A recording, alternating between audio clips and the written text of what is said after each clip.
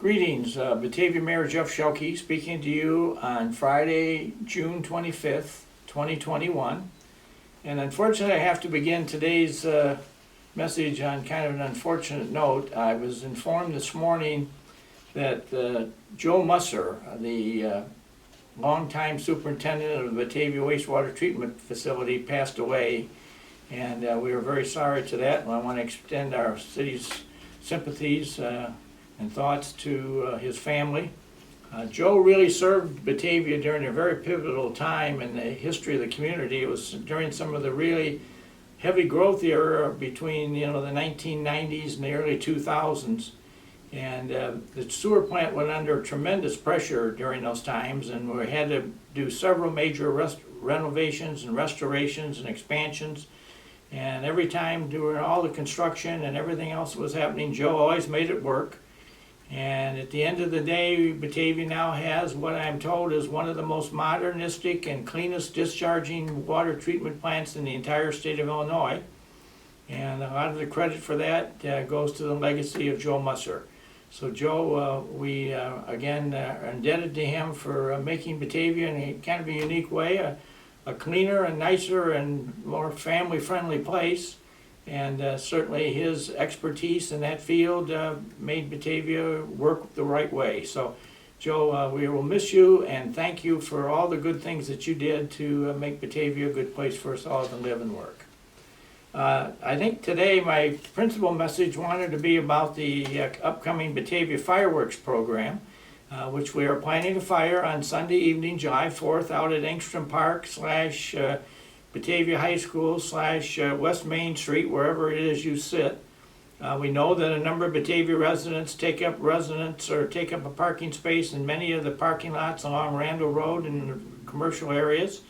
And we know that a number of people walk over, and we know that a lot of people drive over, and we do use the Batavia High School parking lot as a close-by parking lot, and we are able to we charge a little bit for anybody who wants to park there, just because we then use that money to help defray the cost of the fireworks, which you've heard me say before, has for over 71 years now.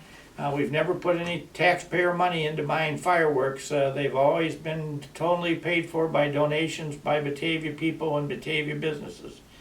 And this year is going to be no exception to that, and we're very proud that we can make that boast. But if you would like to make a donation, I have been told by the Fireworks Committee that if you want to send a donation, you can send it to bataviafireworks.org. And we have a website set up, and that should allow you to donate through PayPal and whatever. And then we also are looking for a few folks that would like to volunteer on the evening of the fireworks to help maybe carry around some collection buckets and see if we can raise some more money from the crowd. And then we're going to need a few volunteers the morning after on the 5th. We're going to have a group of citizens go out and kind of police the area and pick up any loose papers or residue from people who hopefully will clean most of it up themselves. But we do have over in Engstrom Park and on the high school grounds at the south end, we do get people who leave us debris, and so we want to make sure we return all that ground to all those who are cooperative with us, including the school district, the park district, the Covenant Church, Batavia Fire Department, and our friends at Mooseheart, who are very, very supportive and allow us to actually fire the fireworks off on Mooseheart property. And so if you could volunteer, we have a website called info at bataviafireworks.org. And that will allow you to look and see if there's anything there you'd like to help us out with. Any volunteering you can do would sincerely be appreciated by the city staff and myself. So I just wanted to make sure we have that. Another thing I wanted to cover is that on Saturday, July, let's see, what date is this? July 17th, down at the Batavia Moose Lodge, starting at about 7 p.m., there's going to be a benefit for the Batavia Access Toy Drive, which is always done in December and distributes toys to needy Batavia families. And on that evening, local resident Dottie Fletcher, who has strong connections to the entertainment world, has got Patty Vasquez, who many of you may remember was a radio regular on WGN radio for many years, is coming out, and she's going to be the MC for a comedy show that's going to be produced at the Batavia Moose Lodge. And the cost to get in is $10 a person. All the money is donated to the Batavia Toy Drive. And again, I'd like to encourage all of you to join me in attending that particular affair, because that really is an operation that provides a lot of good, clean laughs and a lot of good opportunities for us to do some nice things come Christmas time. So I thank Dottie Fletcher for again putting that together this year, and again showing what a wonderful place Batavia is. Again, going back to some other stuff that happened, I would like to also commend the Batavia Community Band for their nice concert they did on Flag Day. And if you missed that one, there's going to be another extended concert by the Batavia Community Band at the 4th of July fireworks program. I think it starts around 8 o'clock. And they will, under John Heath's direction, we have a highly talented group of longtime musicians from Batavia who are just liking to join together and play nice music. It's going to be available, and it's going to be there free of charge, and you can just pull up your chair. I'd encourage you to bring a chair with you, because there's a lot of people that sit in the middle of Millview Drive while this is being done, or over in Engstrom Park, or over at the Covenant Church. There's a lot of different places to sit and listen to that, but we would encourage you to come, because that band is highly talented and is really the pride and joy of Batavia, so I'd like to encourage you all to do that. And then the other thing I would like to tell you a story about is an experience we just had last weekend. I guess it would have been Father's Day, the evening of June 20th. We were notified by the U.S. Weather Bureau that there was some disturbing weather occurrences happening around us, and so our Emergency Services Disaster Agency went into effect. And as you know, they are based over at the West Side Fire Station, and at both stations we have radar and all the necessary equipment to monitor what's going on. I was able to take in a little bit of it while it was happening, but what was most distressing to us is that the radar detects circulation and rotation in the air above us, and there was some significant rotation starting out, I don't know, 9:30 or so, maybe 10 o'clock, out around Caneville. Now, it wasn't on the ground, but there was obviously there was a tornado in the making, and it wandered itself down Main Street, I would describe it, and it got down to, jumped over Route 47, and it meandered further toward Batavia. And then when it got down to what I would tell you was about Bliss Road, this is again all up in the air, we're not seeing anything in the ground, but we're seeing it on the radar. It skewed to the southeast, and it went, I would tell you, over a lot of the Forest Preserve land that's owned out there by west of Nelson's Lake Road.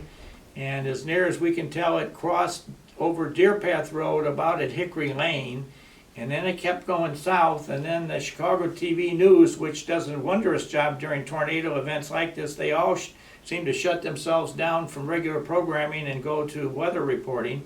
And they were reporting that there was some stuff happening, and at one point, one of the channels that I was listening to, and I can't, maybe they all did it, announced that there appeared to be some kind of a rotation going on just at the north end of North Aurora. Well, that was this particular situation. And fortunately for North Aurora or Mooseheart or anybody else that was nearby, it didn't come down, and it went over the Fox River, and it seemed to dissipate for a few minutes on radar, and then all of a sudden it came back bigger and livelier than ever. And that's the tornado that I guess was the one that dropped down on 75th Street in Naperville and Lyle Woodridge and Burr Ridge and Willow Springs all had some damage from this. Darien and a number of other communities over there, and that was very rough. There were some injuries, a lot of houses damaged, several hundred buildings were struck.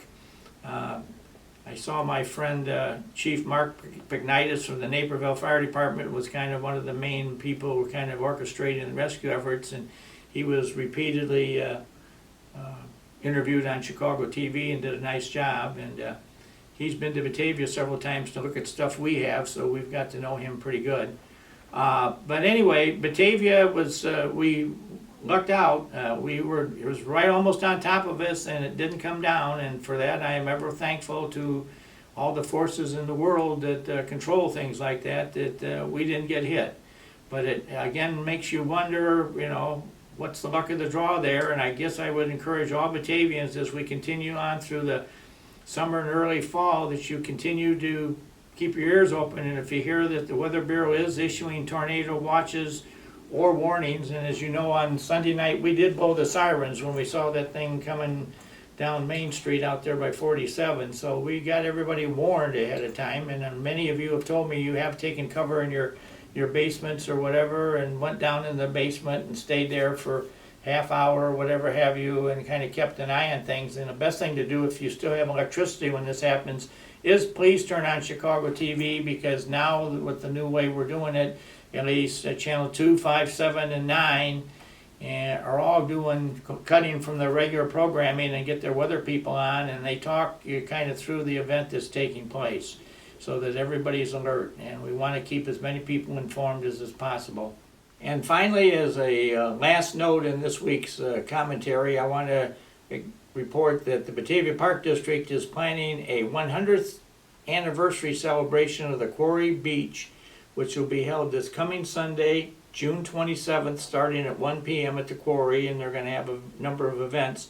The Quarry is 100 years of age, and this is at the point when it left being a mined stone quarry and was converted into a community swimming pool after there was some water started leaking into the bottom of the quarry, and it became a normal place for all the kids in town to run in and just jump in anyway. So the community finally got the idea, and it said that they needed to grab that area and convert it into the swimming pool that so many generations have since enjoyed it. And many people have very fond memories of going down there for Sam Rotolo to teach swimming lessons every summer. And it's just a very special place in the heart and minds of Batavians. And so if you're not doing anything this coming Sunday, take a stroll down and kind of live your own memories of your memories of things that happened at Quarry Park during your lifetime. So with that, I'm going to end and wish you a happy week, and I will be back next week, and we'll give you the latest breaking developments that will surround the 4th of July celebration, which will be coming a couple days after our next report. So look forward to seeing you and seeing you about town, and this is always the time I get to see a lot of people. So, and again, if you're coming to any of the events, I'd encourage you to bring a chair with you, because we've had the issues recently where people have come to things at the city and at the Peg Bond Center and at other events, and there weren't enough chairs. People were either throwing a blanket on the grass or standing up. So please bring a chair with you and enjoy the atmosphere that we're created here in Batavia, a very special place. Thank you and good week.